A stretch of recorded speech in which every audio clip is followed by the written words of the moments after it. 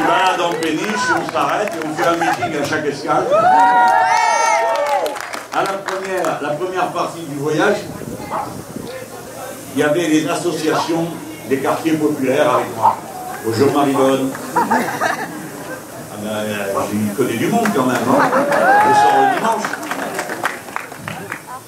Alors on a fait la première partie avec des associations des quartiers populaires et c'était des représentants des groupes qui ont rédigé le livret sur la politique à appliquer, on dit dans les quartiers populaires, mais vous avez compris comme moi que quel quartier n'est pas populaire, mais surtout que les gens ils en ont par-dessus la tête d'être considérés comme un zoo.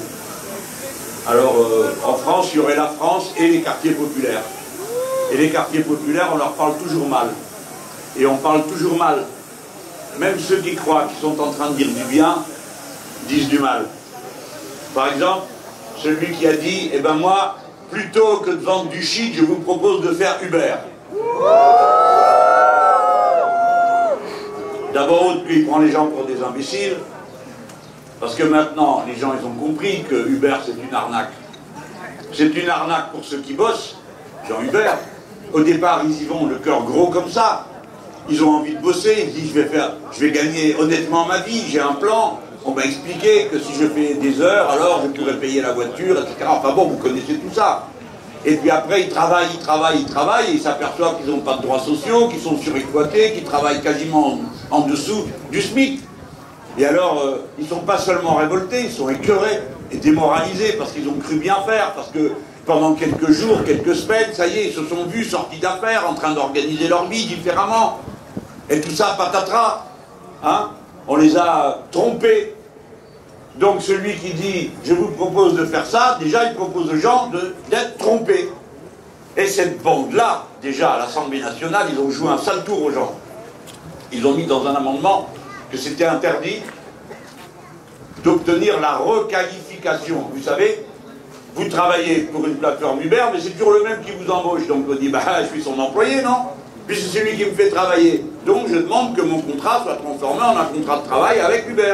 Et donc Uber paye les droits sociaux et le reste. Il ne faut pas croire que c'est de l'utopie ce que je vous raconte. C'est ce qui s'est passé dans plusieurs États des États-Unis, où les gens ont fini par décider que ça serait comme ça. Ok? Bon, donc eux ils ont mis ça. Et il y a pire qui vous attend. Si jamais vous mangez du fillon pendant 5 ans, vous allez voir. Hein. Non mais il vous aura prévenu. Il a prévenu lui. Pendant 3 ans, vous n'aurez pas le droit de demander la requalification quand vous êtes employé par l'intermédiaire d'une plateforme. Vous voyez, ces gens-là, ils veillent aux détails. Et il faut presser le citron bien à fond. Et le citron, c'est vous.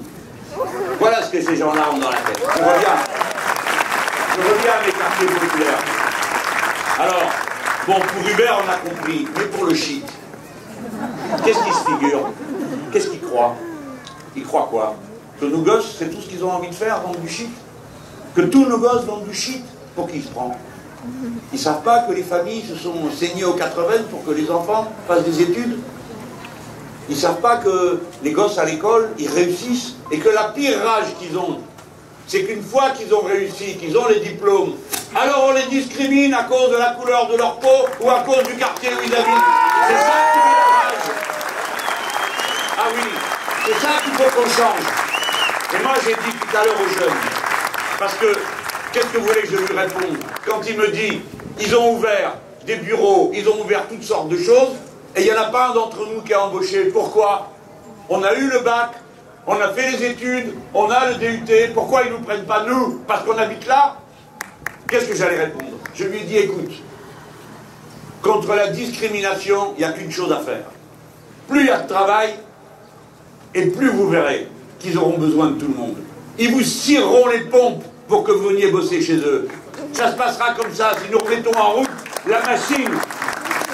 Je vois que vous n'avez pas tout bien compris. Je vais vous expliquer. Une année, j'étais ministre de l'enseignement professionnel. Et on avait 2% de croissance. Je ne vais pas me faire devant vous le gars qui vous parle de la croissance, parce que la croissance c'est n'importe quoi, on produit une cochonnerie, c'est de la croissance. On le fait avec des trucs dégueulasses, c'est de la croissance, ça ne veut rien dire. Mais bon, c'est pour vous dire. de l'époque, on parlait comme ça. En tout cas, moi aussi, je parlais comme ça à l'époque. Alors, avec 2 points, alors là, pouf, il y avait du boulot. Mais notamment sur le chantier naval, celui de STX, là. Vous suivez quand même? Bon, STX, vous savez ce que c'est le chantier naval. Il y en a une partie qui est la propriété de l'État, et puis le reste, c'est trouvé à vendre. Parce que c'est un Coréen qui l'avait, il a vendu, ça fait 3 ans qu'on sait qu'il va le vendre. Et qu'est-ce qu'il a fait l'autre? Rien, comme d'habitude. Attendre la dernière minute que quelqu'un se présente. Et où sont passés nos grands capitalistes qui prennent des risques dans l'entreprise, blablabla, blablabla, tout le monde caché. Pas un pour trouver un rond pour aller prendre la place du Coréen et racheter le chantier naval. Ah, rappelez-vous-en, quand ils viennent vous faire la leçon sur le fait que vous devez avoir de l'audace, être flexible, mobile, que vous devez vous remettre en cause. Pourquoi ils ne le font pas, eux, quand il s'agit de leur propre pays, qui les fait vivre? Et, bon, donc, je m'en vais là-bas, et on était à 2%. Alors là, ils voulaient à tout prix qu'on leur trouve des gens pour aller travailler. Et il s'est dit, bon, on va faire venir le ministre de l'enseignement professionnel, et lui, il va sortir son chapeau, il va sortir des ouvriers qualifiés. Mais je leur ai dit, mais vous rêvez? Mais vous rêvez? Vous croyez qu'on fait quoi? Qu'un bachelier professionnel, ça se sort en claquant dans les doigts? Vous croyez qu'un chaudronnier qui ne fait pas des chaudrons, mais qui fait des carlingues de bateaux et d'avions qui sont réglés au centimètre et des fois au millimètre, vous croyez qu'il suffit de compter 1, 2, 3, 4, 5, t'es chaudronnier? Mais c'est un travail, c'est un métier, ça s'apprend, il y a toutes sortes de qualifications. Vous ne voulez pas payer pour l'école, mais vous voulez qu'il y ait des gens qui soient instruits. Vous êtes quand même curieux. Eh bien les gens, il faut prendre le temps de les former. Mais à l'époque, ça m'a appris quelque chose, parce que le directeur des ressources humaines me dit « Ah, mais monsieur Mélenchon, vous comprenez, on ne comprend pas pourquoi ils ne viennent pas. » Ben je dis « Oui, moi aussi je ne comprends pas. Qu'est-ce qui se passe ?» Je dis « Au Havre, ils ont du monde, non? Il y a des chômeurs autour, là. » Oui, oui. Je dis, ah bah, et pourquoi ils ne viennent pas? Et le gars, il avait l'air consterné, je crois qu'il ne se rendait même plus compte de ce qu'il disait. Il me dit, je ne sais pas. Je lui dis, comment vous ne savez pas? Vous n'avez pas entendu parler de la vie des gens? Vous savez, un truc qui s'appelle la famille, une maison, des voisins. Ça ne vous vient même pas à l'esprit, vous pensez que c'est des pions, ils sont là, on les prend, on les met là. C'est ça votre vision de la vie? Ah, il était désolé. Je dis, bah, trouvez vous-même les gens, dès qu'à mieux payer, vous en trouverez. Bon, il rigole jaune. Et après, il me dit, on a même pris les femmes.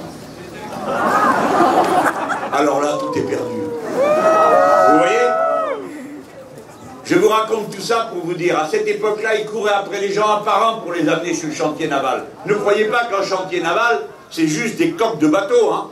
Un chantier naval, c'est des coques, mais après, c'est tout du second œuvre. Il y a peut-être des gens du bâtiment qui sont ici. Hein? C'est de la menuiserie, c'est de l'électricité, c'est de la peinture, c'est toutes ces choses-là. Donc c'est des dizaines de corps de métier qui sont appelés sur le chantier. Si nous relançons l'activité, et qui plus est, si nous avons ce qu'on va faire nous, puisqu'on a prévu 100 milliards à investir, et qu'on les investit dans les activités qui vont permettre de faire la transition écologique, pour changer la matrice productive du pays. Donc ça veut dire qu'on va investir dans des choses qu'on ne peut faire qu'ici, vous le savez bien. Par exemple, si vous faites une éolienne, c'est quand même un monde qui n'est pas une seule éolienne en mer en France. On a la côte la plus longue, je crois, d'Europe, on a 1000 km de côte. Ils ont tellement bavardé, tellement bavassé, qu'à la fin, au bout de 5 ans, il n'y en a toujours pas une de mise. C'est une honte, on n'a même pas les plans des champs d'éoliennes. Heureusement, je sais où ils sont. Ben oui, c'est des ingénieurs français qui travaillent dans toutes sortes de boîtes, qui sont venus me voir pour me raconter comment on pourrait faire. Je vous dis, on va le faire sur place. Parce que si vous mettez une éolienne en mer, une pale, ça fait 90 mètres de long. Les plus courtes, c'est 40 mètres, celles qui sont à terre. Mais celles qu'on met en mer, c'est 90 mètres. Eh bien, vous ne pouvez pas les fabriquer ça à Shanghai. Vous êtes obligé de le mettre à côté de l'endroit où vous allez l'installer. Ensuite, il faut faire des navires de service pour les y emmener, les entretenir, etc., etc. Ça, c'est des investissements qui sont là. Qu'est-ce que vous croyez? Des investissements pareils, c'est des milliers de postes de travail. Mais c'est des milliers de postes de travail de gens formés. Eh oui, ça veut dire que la priorité des priorités pour planifier une montée en puissance de l'activité, la priorité des priorités, c'est l'école, c'est les lycées professionnels, c'est les DUT. Voilà, on commence par ça.